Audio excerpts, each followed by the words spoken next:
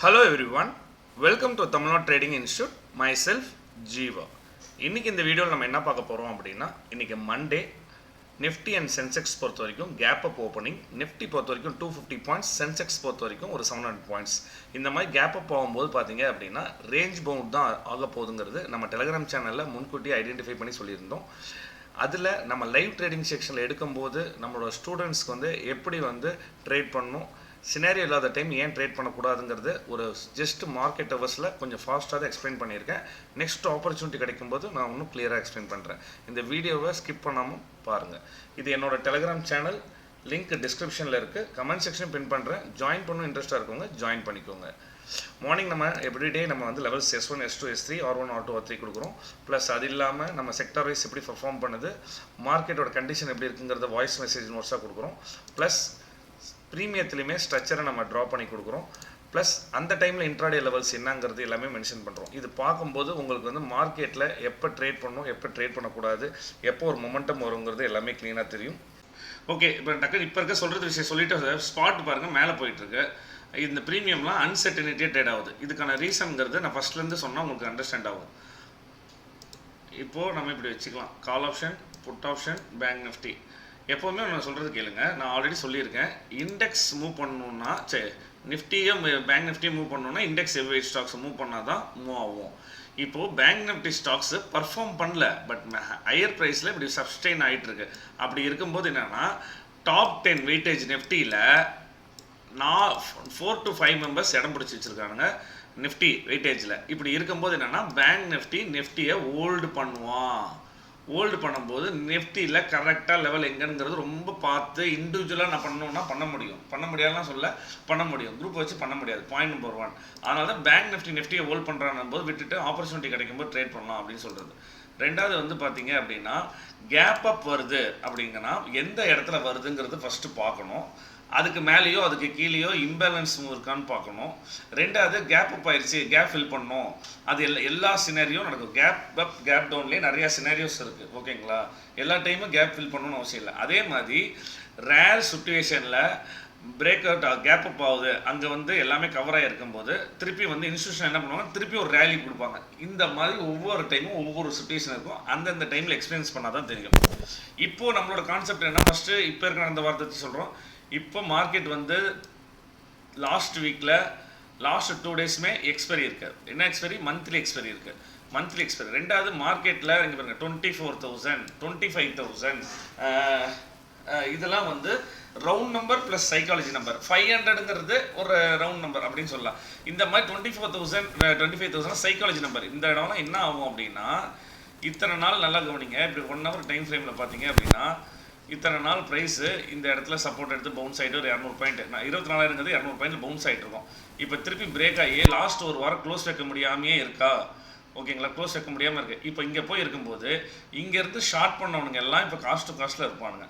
அப்படி இருக்கும்போது என்ன பண்ணுவானுங்க, இல்லை நாங்கள் இங்கேருந்து கால் ஆப்ஷன் செல் பண்ணவனுங்க எல்லாம் இன்னும் 2 நாள் தான் இருக்குன்னு. ப்ரைஸு திருப்பியும் வேறு யாராச்சும் இன்ஸ்டியூஷன் ஏதாச்சும் மூவ் பண்ணாதான், இப்போ வந்து டிஐஸோ இல்லை எஃப்ஐஐஸோ இல்லை ப்ரோ ட்ரேடரோ பொசிஷனில் சேஞ்ச் பண்ணால் தான் திருப்பி மேலே 120க்கு போகும்போது திருப்பி செல்லர்ஸ் அதிகம். அங்கே தான் பிரேக் அவுட் ஆகாமல் ஆகிட்டு ஏமாற்றிட்டு வருவோம். இந்த மாதிரி கேப் அப் ஆகிட்டு ஆப்ஷன்ஸ் ரைட்டிங்கில் எதுவுமே எக்ஸ்ட்ரா ஆட் ஆகாமல் அப்படியே இருக்குன்னா இன்னும் 2 டேஸ் தானே இருக்குது. எந்த பொசிஷனும் ஆனால் இருக்கிற பொசிஷன் அப்படியே இருக்கணும். இப்போதைக்கு மார்க்கெட்டில் வந்து ரீட்டைலர் கிடையாது, நல்லா புரிஞ்சுக்கோங்க. ஆப்ஷன் செல்லிங்கை பொறுத்த வரைக்கும் ரீட்டைலர் கிடையாது. எனக்கு தெரிஞ்சு 100% ஆப்ஷன் செல்லிங் இருக்குது அப்படின்னா 98% வந்து இன்ஸ்டியூஷனோட தான் இருக்கும். 2% தான் டோட்டல் இதாக இருக்கும். ஏன் அப்படின்னா லாஸ்ட் வீக் நான் ஒரு ஸ்ட்ராங்கிள் போட்டிருந்தேன், அதுக்கே 2.5 லட்ச ரூபா கேட்டுச்சு. எக்ஸ்பைரி டேயில் அப்படியே மார்னிங் வந்து கட் பண்ணிங்கன்னு வச்சுக்கோங்களேன், அப்படியே கேபிட்டல் வந்து 3 ரன் 4 ரன் இருக்குது. இப்படி இருக்கும்போது 20 lakhs 30 lakhs 40 lakhs 50 lakhs பண்ணுறவனே 3 lotto 4 lotto தான் பண்ண முடியும். நான் சொல்கிறது இப்போ நீங்கள் 10 லட்ச ரூபா வச்சுருந்தா கூட ஃபஸ்ட் நாள் 4 லாட் பண்ணுவீங்க, ஆனால் அடுத்த நாள் மார்ஜின் திருப்பி 5 லட்ச ரூபா கேட்பான். அதனால் வந்து மோஸ்ட் ஆஃப் ரீட்டைலர் இப்போ நம்மள மாதிரி பண்ணுறவங்க எல்லாமே வாஷ் அவுட்டு. அதனால் இன்ஸ்டியூஷன் எப்போதுமே பொசிஷன் வச்சுருக்கனால நம்மளுக்கு இப்போ கேப் அப் ஆகும்போதே தெரிஞ்சிடும், ஏங்க அங்கே ஒன்றும் பண்ண முடியாது, ப்ரீமியம் மூவ் ஆகாது அப்படிங்கிறது நம்ம சொல்லிட்டோம். ரெண்டாவது வந்து பார்த்தீங்க அப்படின்னா இந்தியா விக்ஸ் பொறுத்த வரைக்கும் இறங்கி வந்துட்டு இருக்கு. தெரியுதா உங்களுக்கு? பவுன்ஸ் சைடு பாருங்க ஃபாலுக்கு புல் பேக் கொடுத்துட்டு கீழே இறங்கி வந்துருக்கு.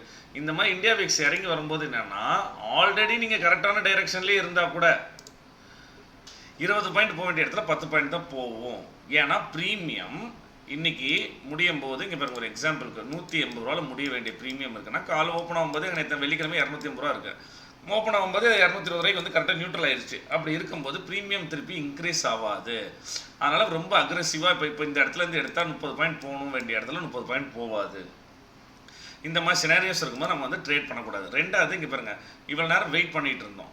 நான் என்ன சொன்னேன் 149 ஒரு சப்போர்ட்டு தான், 139 ஒரு சப்போர்ட்டு தான், 131 ஒரு சப்போர்ட் தான். இப்போ என்ன இருக்குது எஸ்எல் எங்கே வச்சோம் 1118ல். நீங்கள் எங்கே ஆவரேஜ் பண்ணிட்டு வந்தாலும் என்ன இருக்கும் எஸ்எல் அடிச்சிச்சு. புரியுதா உங்களுக்கு? இது யார் பண்ணுற வேலை அப்படின்னா ஆப்ரேட்டர் பண்ணுற வேலை. இன்ஸ்டியூஷன் பண்ணுற வேலையாக இருந்தால் என்ன தெரியுமா இருக்கும் டக்கு டக்கு டக்கு டக்குன்னு பிரேக் அவுட் ஆகி இப்படி போச்சு பாருங்கள். அன்றைக்கெலாம் கேட்டிங்கன்னா அந்த மாதிரி போச்சுன்னா அது இன்ஸ்டியூஷன் வந்து ஸ்டாப் லாஸ் ரீட்டைல் ட்ரேடர் வந்து புட் ஆப்ஷன் சைடில் காட்டுற மாதிரி காட்டி அவங்களோட ஸ்டாப் லாஸ் அன் பண்ணிட்டு போகிறாங்கன்னு அர்த்தம். இது பண்ணுற வேலை என்ன தெரியுமா? இது இங்கேருந்து டக்குன்னு நம்ம வந்து காலையிலே சொன்னோம். இங்கே பாருங்கள் பிங்க் லைனில் நான் கவனிக்கல, அப்போ நான் ஃபோன் பேசிகிட்டு இருந்தேன். பிங்க் லைனில் 120 ரூபாவில் எடுத்தீங்க அப்படின்னா 100 ரூபாவில் ஒரு லாட்டு போடுங்க, 120 ரூபாவில் ஒரு லாட்டு போடுங்க அப்படின்னு. இப்போ நம்ம குரூப்பில் இருக்கிறவர் தான், அவர் தான் ஃபோன் பண்ணிட்டு தான் அதை பேசிட்டு இருந்தேன். இப்போ இங்கேருந்து பார்த்தீங்க இவ்வளோ தூரம் போகணும்னே நமக்கு தெரியாது. இங்கேருந்து மேபி ஒரு 10 பாயிண்ட் 15 பாயிண்ட் பவுன்ஸ் ஆகலாம் அப்படிங்கிறது. இந்த மாதிரி அன்பிரடிக்டபிள் பவுன்ஸ் ஆகலாங்கிற ட்ரேடு தான் எடுக்க முடியுமே ஒழிஞ்சு மற்றபடி எந்த ட்ரேடும் எடுக்க முடியாது. இப்போ இங்கேருந்து போயிட்டு இருக்கவங்க ப்ரைஸ் போகுது, லோயரை எல்லாமே கரெக்டாக இருக்குது. நாராயண சார் சொல்லும்போது சொன்னேன் இந்த மாதிரி ட்ரேட் எடுத்தாவே 10க்கு 8 தான் ஜெயிக்கும். அப்போது நம்ம ட்ரேட் பண்ணுற மைண்ட் செட்டில் இப்போது இது எனக்கே தெரியுது அப்படின்னா ஊருக்கே இது தெரியுதுன்னு அர்த்தம். இந்த மாதிரி ஹை லோ ஹையர் லோ பண்ணால் ஹையர் லோவில் எடுக்கணும்னு தெரியும். அப்போ எங்கே ஸ்டாப் லாஸ் அடித்தா எல்லாம் வெளியே போவாங்க ரீட்டைலும் தெரியும். இந்த மூவ் வந்து பர்டிகுலராக வந்து பார்த்தீங்க அப்படின்னா ஆப்ரேட்டர் பண்ணுற வேலை. ஆப்ரேட்டர் என்ன சார் பண்ணுறது அப்படின்னா நீங்கள் இப்போ போர் அடிக்குதுன்னு உட்காந்துக்கிட்டே இருக்கீங்கள, ப்ரைஸ் அங்கேயே இருக்குல்ல, இப்போ இந்த இடத்துல பிரேக் ஆகிட்டு ஒரு 130 ரூபா கூட வராமல் இப்படியே அந்த வேல்யூக்கு தகுந்த மாதிரி போயிட்டுருக்குல்ல. இப்போ இது வந்து சின்ன ஸ்லைட்டாக பண்ணி விட்ருக்கான்.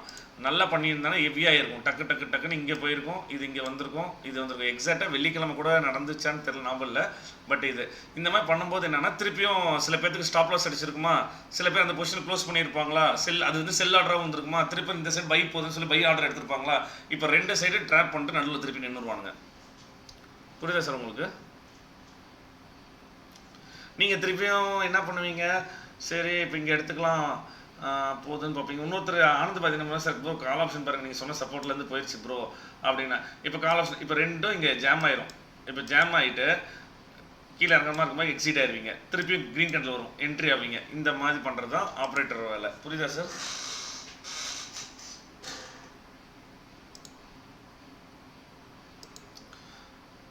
சார் அண்டர்ஸ்டாண்ட் ஆனவங்க மட்டும் லைக் போடுங்க சார்.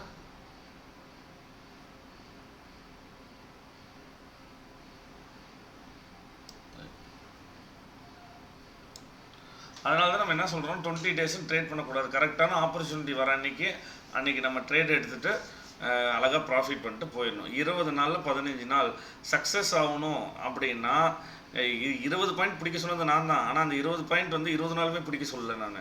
ஆப்பர்ச்சுனிட்டி கிடைக்கிற அன்றைக்கி மட்டும் பிடிச்சா போதும். புரியுதா சார்? Okay sir. எப்போ எல்லாத்தையும் ஒரே டைம் ஃப்ரேமில் வச்சு அவன் ஸ்பாட்டுக்கும் அதுக்கும் சம்மந்தம் இல்லாமல் ட்ரேட் ஆகுறானாவே அப்போ வந்து நல்லா புரிஞ்சுக்கணும் அக்ரெசிவ் ஆப்ஷன் செல்லர்ஸ் மார்க்கெட்டுக்குள்ளே இல்லை. செல் பண்ணுறோன்னு ஒருத்தர் இருந்தால் தான் ஃபஸ்ட்டு பை பண்ண முடியும். அதனால் வந்து பார்த்தீங்க அப்படின்னா நம்ம ட்ரேட் அவாய்ட் பண்ணணும். இப்போதைக்கு நம்மளாச்சு லெவல்ஸ் போட்டுட்ருக்கனால இங்கே பாருங்கள் அங்கே லெவல் இங்கே லெவல் ரியாக்ட் ஆகினாலும் 1 பாயிண்ட் 2 பாயிண்ட் மிஞ்சி போனால் இப்போ 120னா கீழே எவ்வளோ வருது, அது ஃபாஸ்ட்டாக வரும்போது எடுத்துக்க மாட்டோம். திருப்பி வந்தால் கூட அந்த 120 ட்ரை பண்ணால் நமக்கு திருப்பி 100 ரூபா வந்து எடுத்துக்கலாம் அப்படின்னு இருந்திருக்கும். இப்போ இது இண்டிவிஜுவலாக பண்ணும்போது நீங்கள் ஒரு லாட்டில் பண்ணுவீங்க, ஒரு 135 வந்தாவே கட் பண்ணிடலாம். இந்த மாதிரி டேஸில் 1 or 2 டே ட்ரேடே எடுக்காமல் இருக்கும்போது இந்த மாதிரி ஆப்பர்ச்சுனிட்டியில் மட்டும் தான் எடுக்கணுமே ஒழிஞ்சு சும்மா எடுக்கும்போது என்ன ஆகும் அப்படின்னா இப்போது நீங்கள் இந்த ட்ரேடு நம்ம வரைஞ்சிருக்கோம். நம்ம சில டைமாக இருந்தால் நம்ம என்ன பண்ணுவோம் இங்கேயே இப்போ இன்றைக்கி கூட அதான் பண்ணோம், இங்கே ஐடென்டிஃபை பண்ணி எடுக்கலான்னு பிளான் பண்ணோம். ஒரு ரூபா கூட வச்சுக்கோங்க, 1 ரூபா தள்ளி போயிட்டான். பட் சில மற்ற நாள்லாம் நம்ம அங்கே இல்லைனா இங்கே வந்து ஸ்கேல் பண்ணிடுவோம், அடுத்த ரெசிஸ்டன்ஸ் இந்த இது வரைக்கும் ஸ்கேல் பண்ணிடுவோம். பட் அதுவே வந்து பார்த்திங்கன்னா இப்படி போதா 149 டச் ஆனோடனே அப்படி எங்கே வருது 135. இது வந்து பார்க்குறதுக்கு சின்ன கேண்டில் மாதிரி உங்களுக்கு தெரியுது. ஜூம் பண்ணி பார்த்தீங்கன்னா 15 பாயிண்ட் கேண்டில் அது. தெரியுதா உங்களுக்கு?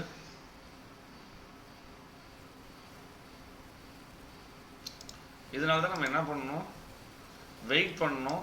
சில நாள்லாம் வந்து நல்ல நல்ல ட்ரேட் ஆப்பர்ச்சுனிட்டி கிடைக்கும். போன வாரம் நம்ம வந்து ஒரே நாளில் 4 ட்ரேட் பண்ண ஞாபகம் இருக்கா? அதில் 3வது ட்ரேட் யாருமே எடுக்கல.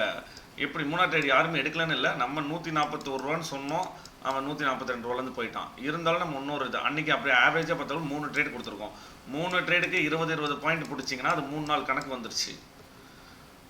அதனால தான் நம்ம 20 ட்ரேடிங் செக்ஷனில் லீவு கீவு நம்ம ரெஸ்ட் எடுக்கிறது எல்லாம் போக 15 ட்ரேடிங் செக்ஷன் 5 ட்ரேடிங் செக்ஷன் நல்லாயிருக்கும். மீதி 10 ட்ரேடிங் செக்ஷனில் ஒரு நாளைக்கு ஒரு ட்ரேடு அழகாக அந்த மாதிரி எடுக்கணும். இப்போ ஃபார் எக்ஸாம்பிளுக்கு நான் சொல்கிறேன், இங்கே பாருங்கள், நான் ஏதோ ஒரு கேண்டில் இம்பார்ட்டன்ட் கேண்டில்னு சொன்னேன். எந்த கேண்டில் அது?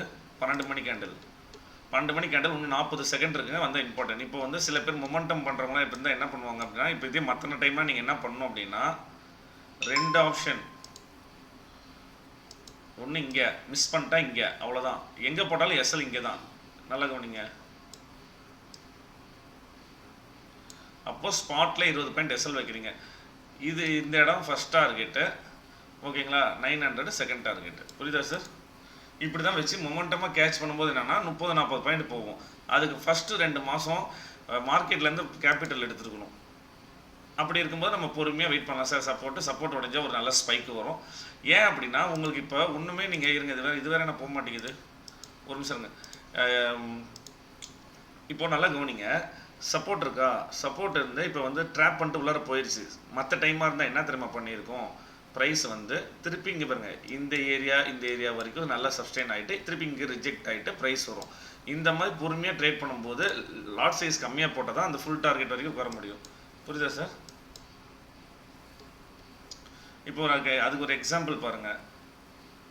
இப்போ ப்ரைஸ் சப்போர்ட்டு எத்தனை மணிக்கு வந்திருக்கு? 2 மணிக்கு இம்பார்ட்டன்ட் கேண்டில் வந்திருக்குங்க அப்படின்றோம். அப்போ நம்ம என்ன பண்ணுறோம், இந்த இடத்துல எடுத்துகிட்டு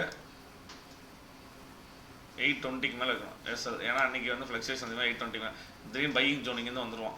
அதனால இப்போ இருக்கும். இப்போ அங்கேருந்து எடுத்திங்கன்னா ப்ரீவியஸ் டேவோட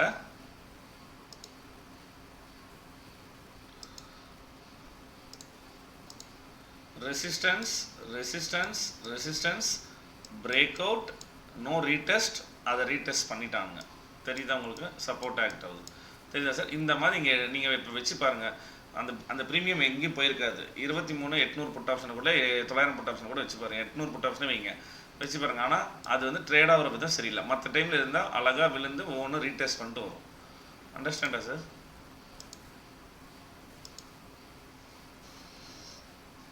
ஓகே சார்.